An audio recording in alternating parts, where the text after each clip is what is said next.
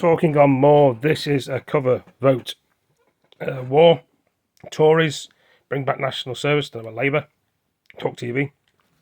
Firstly, there is actually very, very wide-scale take-up, acceptance and enthusiasm for this. So we want to make this compelling. We are going to compel people to do it, but also we want to make sure that it fits with different people's attitudes and aspirations. The military reserve forces are paid, and their firefighting, policing counterparts are not. We want to make sure that everybody is involved, because this is about building a network across society.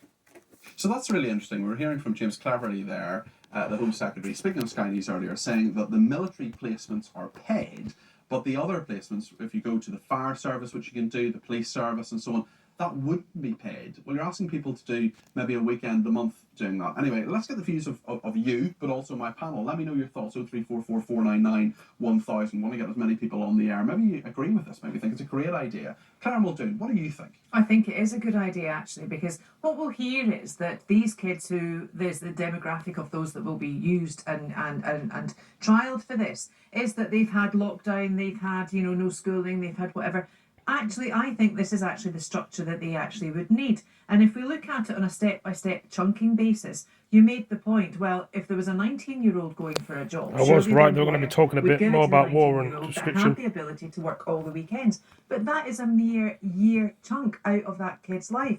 And I think in terms of discipline, I think we now know that universities are struggling financially, so I would cull all the ones that are doing underwater basket weaving as degrees, and the old polys that were made into under-phony Tonys. Are you saying that David Beckham studies doesn't have a role in our academic discourse? Do you know what, Peter? Nor does Taylor Swift. But let's not shake it all up. Haters gonna hate. Exactly. What can I say? James, what do you make of this? I'm pro-recruitment for the military, I should say, and Tobias Ellwood clearly sees this scheme as the way to fix that. The problem is that's not what the Prime Minister said. The Prime Minister has sold it as a way of kind of renewing our civic life, I think, and said that a fraction of the people who go through the scheme will actually go to the military. So it's not about fixing military recruitment, which is its own problem, and leaving aside questions about how you fund this. I really do wonder who this is actually aimed at. I mean, it doesn't feel like it's aimed at the 18-year-olds who are actually going to be doing it, because presumably telling them they're going to be doing compulsory national service is not a way of getting them to vote for the Conservatives. And when your crossover point to vote Tory is 70 anyway, maybe that's not the prime consideration. So I wonder whether this is more about bolstering a particular part of their demographic. And what is the part of the demographic you think this bolsters? Older people? My guess is this is a core vote strategy, bluntly. Okay. It's about reinforcing their existing voters and presumably pitching towards reform. Claire, quick point before the break. I think that's quite disingenuous, actually, to think that is the way forward, or that's the way that they're thinking. I actually think, on paper, this is a really good thing. And I think a lot of kids out there are disenfranchised. They're quite lost in terms of what they can do. And I think put all the gangs into a war zone, in proper war, out and having some fight against gangs. James, and prisoners a quick in bloody army. On national service, because there will be a lot of young people waking up this morning, if they're awake now, yet at 10:30, I usually wasn't at this time on a Sunday morning, thinking, what on earth has the government come up for us now? We've got, the changed exams, they've had lockdown previously, now we thought we were free at 18, they've had compulsory school till 18 now, they're learning maths till 18, and now they're saying, well, actually, now you've got to do possibly military service or some other form of service.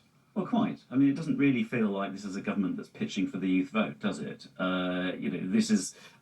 the Home Secretary was doing... Well, the people this affects can't vote for them, because this won't come in immediately, and they're probably never going to come in as a policy anyway. Until Prime Minister, of course. But the Home Secretary, James Cleverly, was touring the studios this morning, denying that if you failed to do your national service, you would go to prison. This doesn't feel like this is the great way. It's not a great look, is it? No, it's not a great look. I mean, it feels like a punitive thing, and if it can be portrayed as a punitive thing, I mean, national service feels quite punitive, the term. So, I mean, I have some sympathy with the want to get the 850,000 people who are not in education or training or back into employment. I think that's good. I have considerable sympathy. Lots of my family are in the military with the aim to get more people into the military. Is this the way to do it, and is this the way to sell it? No, I think feels what do you desperate. think is the way then? How can they recruit more people? And I don't actually think fundamentally this is a backdoor entry to recruitment drive for the military. Well, I mean, the answer is pretty simple, and it's not easy, but you need to find more money. You need to pay people better, and you need to give the military better conditions. And I think this is a bit of a white elephant, particularly if you're selling it. And clearly, in Tobias Ellwood's mind, it's all about military recruitment. But if you're selling something that significantly is not that to fix that, then it's a bit of a diversion. I just want to ask you a separate but related question, James. I know you're a special advisor in government and you worked for David Gauke. Did you fight elections for the Conservatives? Were you ever involved in fighting an election? No. I wonder how, but I mean, you're a political obsessive like me. I wonder how you think it's gone for the Conservatives so far, because there have been a few, perhaps, missteps. The whole campaign so far. Yes. All, what, 4 or 5 days of it? Yeah, I mean, it doesn't feel great, does it? I mean, kind of launched to the Tony Blair 1997 theme music in a downpour. I mean, that's not a great look. Claire, what did you think? Well then, but the worst bit of that, following on from that prophetic fallacy, was of course Rishi Sunak standing outside the Titanic Museum in Belfast. Yeah, exactly. Yes. The home of the sinking ship. Pathetic Real fallacy. That brings me back to being 18, There talking you about are, national there you service. are, you And when I see. was 18, that was just explain to us what pathetic fallacy is. A great term. I learned it as an A-level student. It's where the weather reflects not only the tone but the motion of what the person is speaking about. Yeah, that's what it is. Definitely. Well, hopefully there'll be sunnier days ahead. We will see anyway. Well, there we go, and that. So that's how it is. We're going to go into the next one after this, and we're going to do a different video. So I'm going to have a look. Thank you for all joining me, Studies doesn't have a rule. and I'll see you in the next video. Ones that are doing Take it easy, peace.